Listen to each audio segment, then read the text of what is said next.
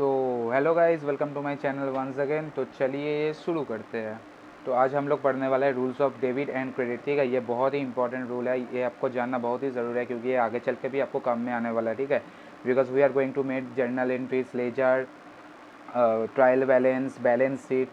तो ये सभी चीज़ें जो है होने वाले, ये सब गोल्डन रूल और ब्रिटिश रूल की मदद से। ठीक है, मॉडर्न रूल ऑफ अकाउंटिंग जो है वो है अमेरिकन स्टाइल ऑफ जो रूल हम लोग फॉलो करते हैं। ठीक है, मॉडर्न रूल ऑफ अकाउंटिंग का मतलब है, इसको हम और एक नाम भी बोलते हैं जो कि है अमेरिकन। ठीक है, ये अमेरिकन रूल है, लेकिन ये ज़्यादातर नहीं फॉलो होता है, लेकिन अगर आप चाहो तो इसको याद रख सकते हो। ये याद ऐसे ही हो जाता है। ठीक है, इस पर कोई याद रखने की बात नहीं है, जब होगा सब प्रैक्टिकल होगा। इसके बाद मैं आपको सम्स कराऊंगा, उसी मदद से आपका और भी ज़्यादा क्लियर हो जाएगा। तो चलिए शुरू करते हैं।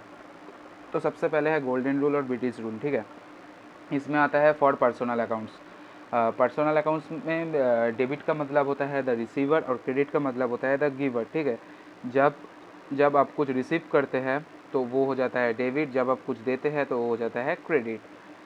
रियल अकाउंट में होता है डेबिट का मतलब होता है व्हाट कम्स इन, मतलब जो आपके पास आया वो हुआ डेबिट और जो आपके पास से गया वो हुआ क्रेडिट।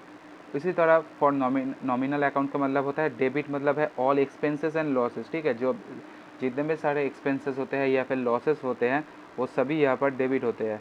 और क्रेडिट का मतलब है all all incomes and gains. ठीक है, जो भी इनकम्स आपका होता है वो इनकम होता है या फिर गेन होता है आपका कैपिटल में, तो वो सभी नॉमिनल अकाउंट्स में जब गेन होता है तो उन लोगों को हम बोलते हैं क्रेडिट। ঠিক আছে, বোঝা গেছে।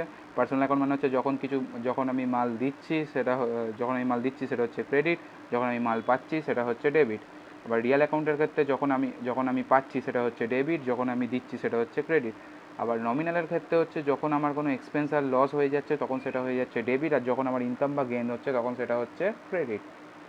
তো এটাই এইটুকুনি ব্যাপার, এরপরে এক্সাম্পল দিয়ে আরও ভালো করে বুঝিয়ে দেবো, তুমি এই নোটসটা দেখে নাও, আরামসে আশা করি বুঝতে পারবে। There will be no issue. Okay, so পরেরটায় আসা যাক, মডার্ন রুল অফ অ্যাকাউন্টিং আর আমেরিকান রুল। ঠিক আছে, এর মধ্যে হচ্ছে ফর অ্যাসেটস অ্যাকাউন্টের জন্য কী হয়, ইনক্রিজ ইন অ্যাসেট, যখন অ্যাসেটের ভ্যালু বেড়ে যাচ্ছে তখন সেটা डेबिट हो जाए, আবার যখন অ্যাসেটের ভ্যালু কমে যাচ্ছে সেটা क्रेडिट हो जाए। जब भी एसेट का वैल्यू इंक्रीज हो जाता है तो वो होता है डेबिट, जब कम जाता है तो वो होता है credit. When the value of the asset is increase then it is known as debit, when the value of the asset is decrease then it is known as credit.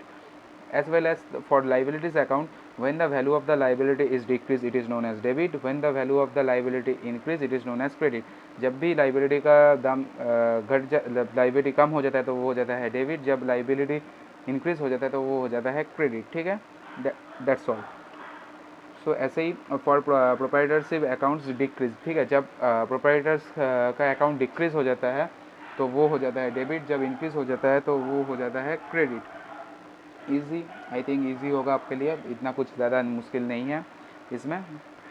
So that's for in. अब उसके बाद आता है for income account. ठीक है, for income account में आता है जब भी आपका इनकम कम हो जाता है तो वो हो जाता है डेबिट, जब आपका इनकम इंक्रीज हो जाता है तो वो हो जाता है क्रेडिट। যখন ইনকাম আপনার কমে যাচ্ছে ডেবিট, যখন আপনার ইনকাম বেড়ে যাচ্ছে ক্রেডিট। এরমভাবেই ফর এক্সপেন্সেস অ্যাকাউন্টসের জন্য হচ্ছে ডিক্রিজ মানে হচ্ছে ডেবিট। ঠিক আছে, যখন তোমার এক্সপেন্স কমে যাচ্ছে সেটা হচ্ছে debit, when the expenses of your accounts decrease then it is known as debit, when the expenses of your account increase it is known as credit. যখন তোমার অ্যাকাউন্টের বেড়ে যাচ্ছে, এক্সপেন্স বেড়ে যাচ্ছে, সেটা হয়ে যাচ্ছে credit. So that's all, it is all about the rules of the debit and credit rules. I hope you can understand it very well. এরমভাবে এবার আস্তে আস্তে আমরা এটা পরে আমরা জার্নালগুলোকে নিয়ে ডিসকাস করবো, এরপরে আমরা করবো ক্লাসিফিকেশান অফ গুড অ্যাকাউন্টস করবো, যার মধ্যে গুডসগুলোকে বোঝানো হবে ভালোভাবে, তারপরে রুল অফ ডেবিট আর ক্রেডিট অফ গুডস বোঝাবো, তারপরে ক্যারেজ বোঝাবো, তারপরে জার্নাল এন্ট্রি বোঝাবো, অনেক কিছু বোঝানোর আছে। তো আই থিঙ্ক সব কিছু বোধহয় কি কভার হবে না সেটা আমি জানি না, বাট চেষ্টা করবো কভার করার। আর কিছু ডাউট থাকলে কমেন্ট সেকশানে জানিও, I will always available for you. That's all.